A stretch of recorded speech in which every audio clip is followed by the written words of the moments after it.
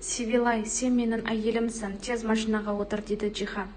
Солай алып кетеді. Беньямин Джиханнан жалғастырайық па деп сұрайды. Солай Беньямин адамдармен Нухты ұрып кетеді. Джихан, Сивилай екеуі қатты ұрысады. Нухты адамдар тауып алады. Таксинге звондап айтады. Беньямин Самет пен Хикметке бәрін айтып отырады. Нух қауіпті адам деп. Содан кейін Сивилай мен Джихан үйге келеді. Джихан Сивилайға сотка планшет бермеңдер деп, үйден қашып шықпасын деп барлығын айтып жатады.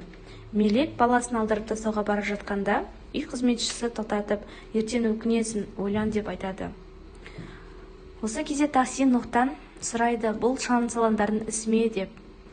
Мелек кетіп бара жатқанда, Таксин звондайды. Нухты кассиреге жұмысқа жіберіп жатырмын дейді. Мелек докторға келеді, баланы алдыруға, ойынын айнып қалады. Содан кейін қайтып бара жатқанда кездейсоқ Джихан алдынан шығады. Мелек ұрысып кетіп қалады, екі қабат екенін айтпай. Мелек Джиханды ойлап жылап отырады. Қайтадан баланы алдыруға келеді. Тағы да кетіп қалады, алдырмаймын деп. Сол кезде Сумру звондайды, кездесейік деп. Содан кейін екеуі қатты құшақтасады. Мелек жылап анасына, сені құшақтасам бола ма деп жылайды. Мелек үйіне келеді, сөйлесіп отырады.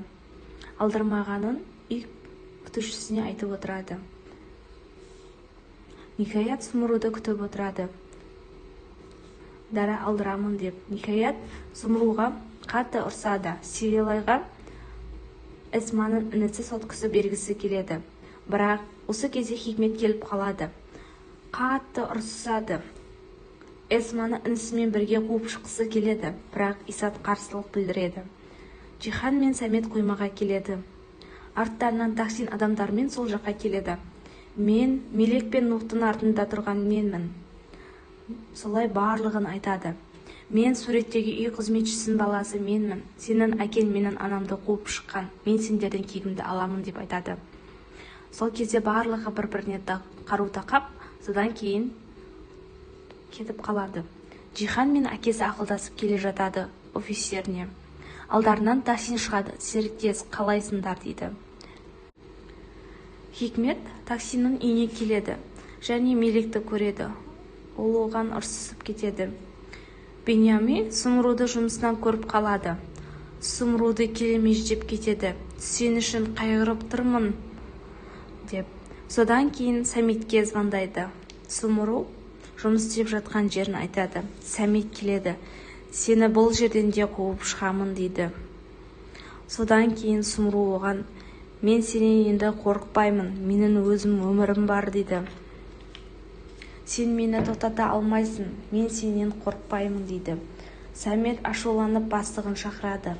Сумруды жұмыстан шығар дейді. Бастығы, бұл менің жерім, мен өзім білемін дейді. Самет Никаятқа келеді. Жүріңіз үйге, қайтайық дейді, кешірім сұрайды.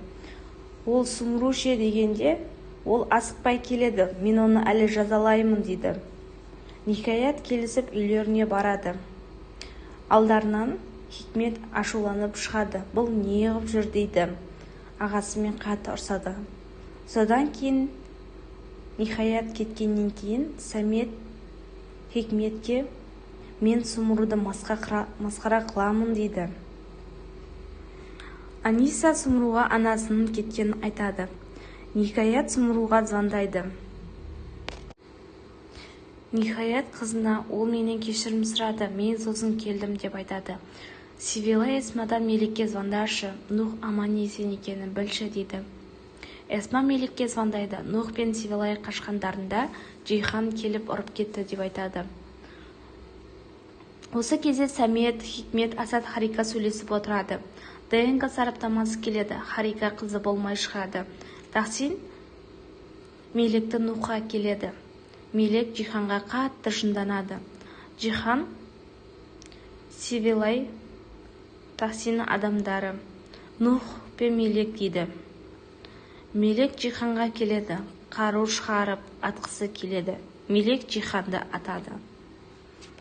Келесі сериясын 100 лайк болғанда шығарамын. Подписаться етіп